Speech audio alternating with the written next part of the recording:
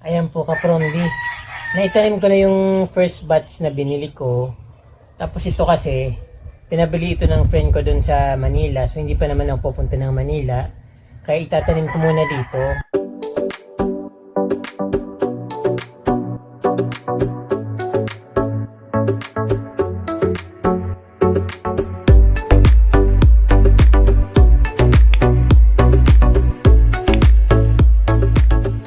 Hello po mga ka-Promdi, magandang araw po sa inyong lahat at welcome back sa Certified Promdi Channel. Ngayon po ay excited na naman ako ipakita sa inyo ang napakagandang garden ko sa front yard dahil inayos ko na naman siya.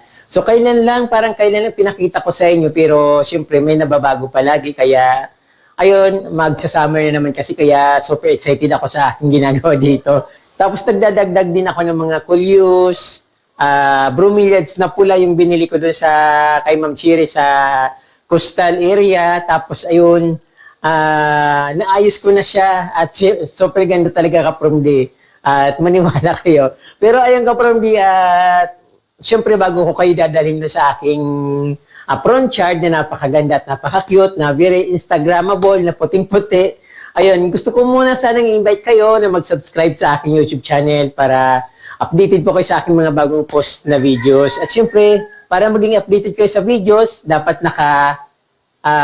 pindot kayo doon sa bell button para every time na mag-post ako ng videos ay ma-notify kayo at then ayun, alam nyo na nagpo-post ako ng videos or may upload ako ng videos.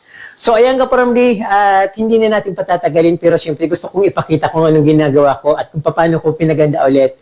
Kasi siyempre namimiss ko yung napakaganda kong garden sa Kubo sa front yard. Natatandaan niyo naman siguro yung ka-Promdi nung nasa Kubo pa ako nakatira, yung maliit na nipa hut, yung yung nagsimula ako doon sa garden na napakaliit na ilang pirasong halaman na proud ako. Pero ngayon ka-Promdi mas siyempre iba na ngayon dahil natuto na ako.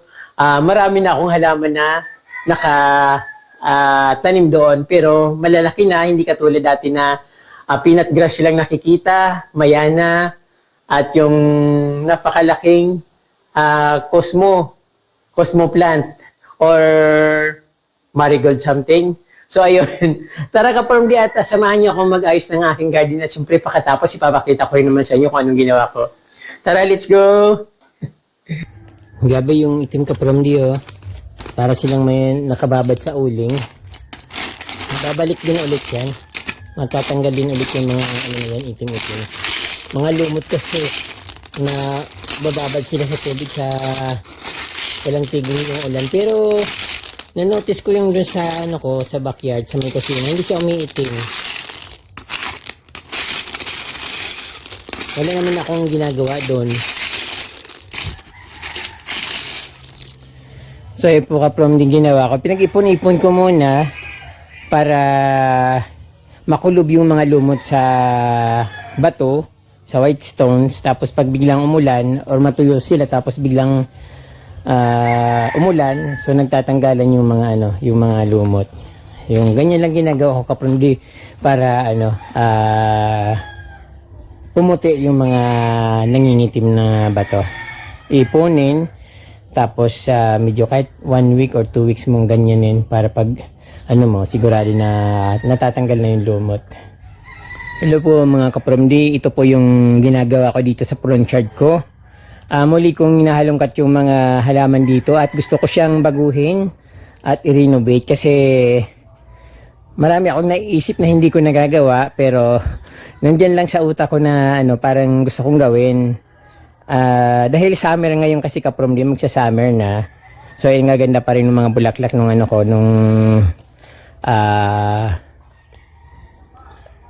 begonia stars. Tapos yung yung banda diyan sa may bromeliads, hinalungkat ko, tinatanggal ko yung mga white stones kasi iniisip ko lalagyan ko siya ng mga bato or lupa para medyo mataas yung dating niya. Siyempre dito ka-Promdi ang ginagawa ko dito. Hinalungkat ko ulit yung babaguhin ko yung landscape ko dito kasi gusto ko yung namimiss ko yung mga mayana. Gusto kong lagyan dito ng mayana diyan sa may nilagyan ko na lupa So, nilinis ko yung kanal dyan sa labas, tapos yung mga putik. Nilagay ko dito para, kasi wala akong matapunan doon sa labas ng mga putik doon sa kalsada. Kaya nilagay ko dito sa sa gilid ng aking front yard. Tapos sabi ko, mas maganda kung palawakin ko tong garden ko dito sa Total, wala rin naman ditong pupunta dito. So, gawin ko na lang halamanan talaga. So, ang gusto ko dito, maglalagay ako dyan ng parang pandakake plant or Loropetalum plants para partner dun sa aking mga Eugenia, sa croutons. Yung Loropetalum capromdi, na yun, parang tinitrim din katulad ng katulad nung pandakake plants. Ay, pandakake plants pa ka to. Ayan, pokiente. Yung pandakake plants kasi ang hirap i-trim nun eh. Parang masyadong lumalaki. Kaya yung pokiente na lang lalagay ko dito sa kayong Loropetalum. At yan sa maglalagay ako ng mga dyan yung mga bigonya ay nakalimutan ko na naman. Mayana capromdi yung kulyos ilalagay ko dyan. So maghahanap pa ako ng mga kulyos kasi wala naman kulyos ako dito natira. Yung lang, yung mga payatot na mga kulay pula na natira-tira nung mga inulan, tapos yung pink na liliit. So hindi ko alam kung saan ako kukuha ng mayana, but syempre gagawin ko ng paraan kasi favorite ko yung mayana. Kasi doon naman talaga ako nakilala sa mayana, kaya gusto kong i-revive. Pero ayan, siguro siyempre magiging maganda kasi once na yung garden ay inaayos, talagang gumaganda siya. So ayan, abangan na lang kapromdi. So ayan, hindi pa ako tapos at ayan, ongoing yung ko dito, renovation. Ayan po mga kapromdi, summer na naman, sobrang init na naman ngayon, kaya panibagong activities na naman tayo sa pagpa-plant, pagtatanim ng halaman. Gusto ko yung ibang style naman kasi parang nakakaumay yung palaging ganito, tapos hindi naman masyadong gumaganda. Ayan, may mga nagmumura sa kabila. Tatanggalin ko yung mga bato diyan diyan sa gilid, tapos ililipat ko siya dito para dito mataniman ko ng ibang halaman. So hindi ko pa alam kung anong itatanim ko dito, but ang prospect ko kapromdi yung mayana. Then, gusto ko yung may tinitrim ako dito na parang something na may napo-form para may inaalagaan ako. Hindi yung basta lang sila nakatayo. So, magtatanggal ako ng mga stones. Kulang yung mga ko dito. Kulang yung mga ko dito kapromdi yung soil. Kinuha ko lang ito sa kanal. Nilinis ko nga yung kanal para matanggal yung mga barado doon, mga bara sa kanal. Kaya kukunti lang yung yung soil. So yung mga stones ilalagay ko doon sa kabila. Lalagyan ko ng ano bang ilalagay ko doon? Mga bromeliads.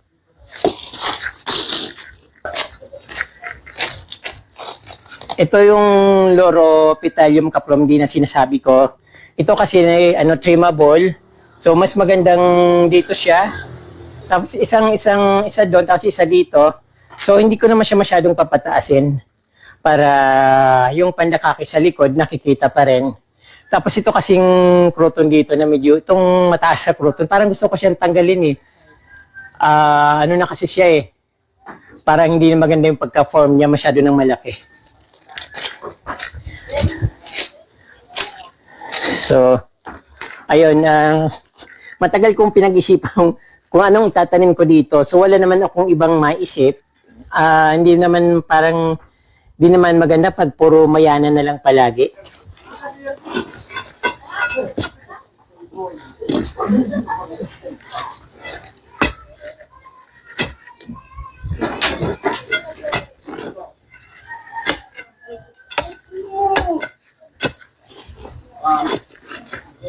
minsan hinay-hinay ako sa pag-ano kasi minsan nagsisisi ako sa ginagawa ko.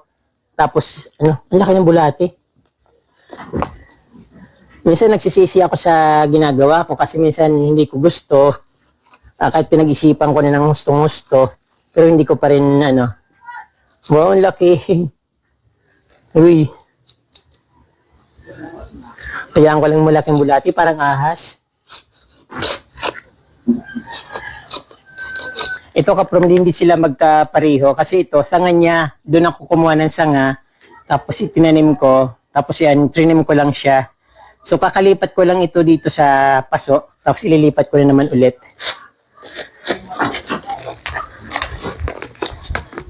At least hindi na ako mahirapan magdidilig kapag nasa direct soil.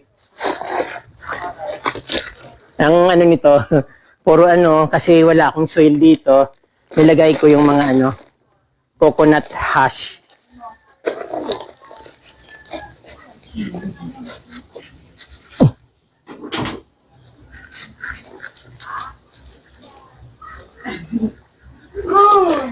So, ayun.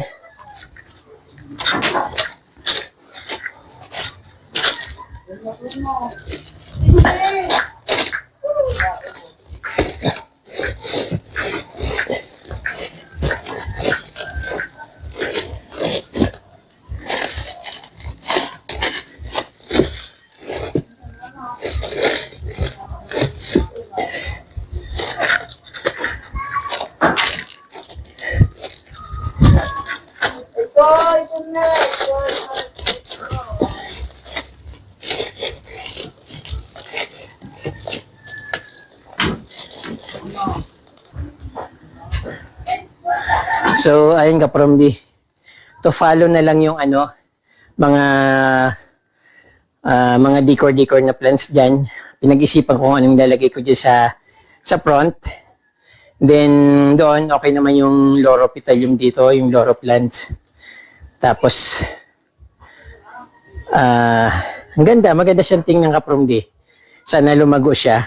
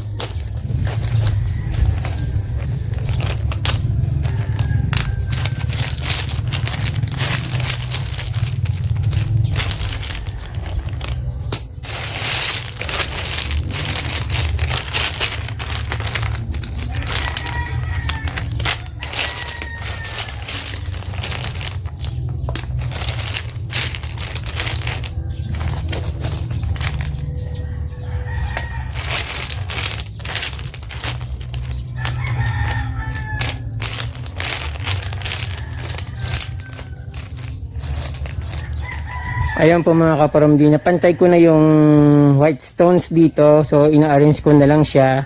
So actually maayos na siya. Din dito pinababaw ko yung yung kasi naipon yung mga puting bato dito sa gitna, kaya nagmukhang mababaw yung yung malalaking bato diyan sa gilid. Kaya parang naging pantay. Siyempre ibabalik ko yung mga bromeliads diyan. Pero at least malawak na yung medyo maluwag na yung space nila diyan. Hindi ko na sinisiksik doon kasi dito halos pantay na dito sa sa white stones. Then ayun, hindi na sila siksikan doon sa gilid. Kung napapansin nyo medyo maluwag na. So syempre inalis ko yung mga bromeliads diyan at may mapapatungan na ako dito sa So hindi ko na kailangan siksikin doon sa gilid para magkasya sila. Then dito naman kaparomdi syempre. Ayun, kulang yung lupa dito. Siguro paminsan-minsan na lang pag may nakikita ko sa mga paso na kailangan kong tanggalin, ilalagay ko dito yung paso. Saka yung mga dahon, tinatadtad ko, tapos sinasabay ko dito para at least fertilizer din yun. So ngayon kaparomdi, ang ilalagay ko dyan yung mga mayana. Tapos dito sa gilid, habang matagal naman kasi lumago yung mga halaman, mayana, tapos dito sa bandang sa may stones maglalagay ako dyan ng mga pikara na kulay green, kasi wag na yung white na pikara kasi from the kutsarita na kulay green, kasi yung white na kutsarita hindi na magandang tingnan dito sa sa white stone kasi pareho na silang puti. Yung nga sana siguro yung pula nga sanang kutsarita, kaya lang wala ako nun. So bibili na naman ako nun. So mahal din yun. Kahit siguro 10 piso isang pat nun, pero mahal pa rin para sa akin. Mayroon akong mga doon, green na kutsarita. So itatanim ko dyan sa paligid. So ngayon mayana muna kasi tanghali na at inabutan ako ng init.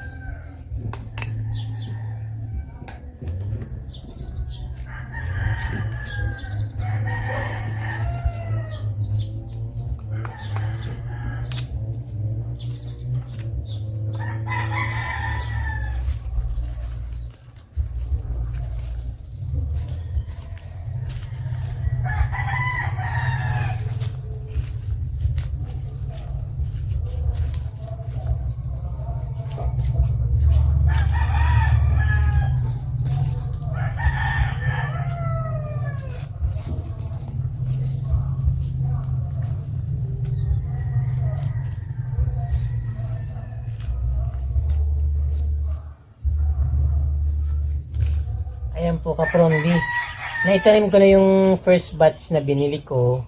Tapos ito kasi pinabili ito ng friend ko dun sa Manila, so hindi pa naman ako pupunta ng Manila, kaya itatanim ko muna dito.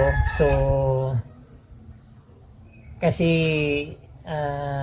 ayun, pag pinabayaan ko lang syempre mamamatay, kaya dito muna. Tapos meron pa siyang mga suwi or branch, pwede pa siyang lumaki, so dagdag din yun, pwede kong kunin habang nandito pa siya. So ayan, maganda na rin naman yung nabili ko noon dati. At syempre mas mura yung binili kong una. So yung 200 pesos, ay 100 pesos, binigay niya ako ng kano ba binigay? Ay ilan ba binigay sa akin? Binigay sa akin 9 na pirasong ganito, 100 pesos. So nung pagbalik ko, 200 pesos, 10 piraso. So kalahati yung discount nung pumunta ko. Pero okay lang naman kasi tulong lang naman. Saka maganda naman yung kulay pula na ito. Hindi ito yung hindi ito yung magagandang bromeliads. Ordinary bromeliads lang ito. Yung 'di ba pag pag pumunta tayo ng Baguio City, nakakakita tayo mga ganito, ang dami sa mga sa mga garden. So ganito 'yun. Maliliit lang ito, hindi yung bromeliads na lumalaki na ganun. Kaya mura lang talaga itong bromeliads na ito. Lang sa presyo, tama lang. So ayan, tatanim na muna ako.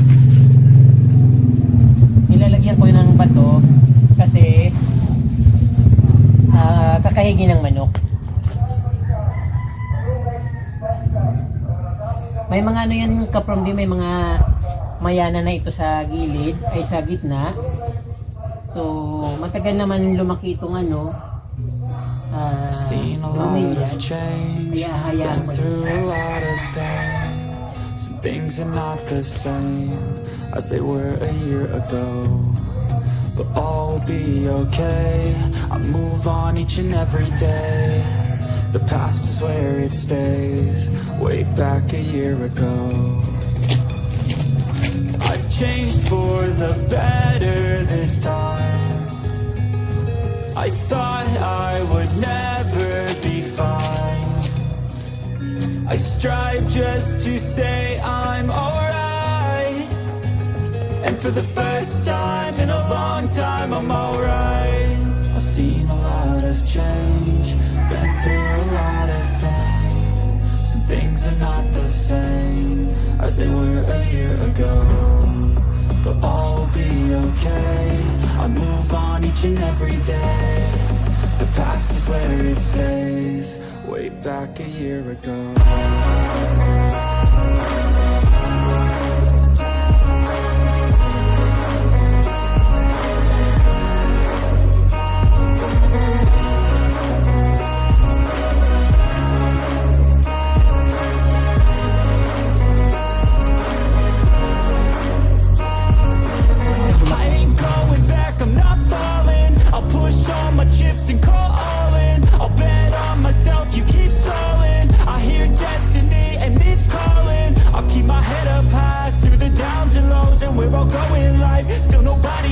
But I'ma choose what's right and take what comes and goes, and ain't no one in life holding me back no more.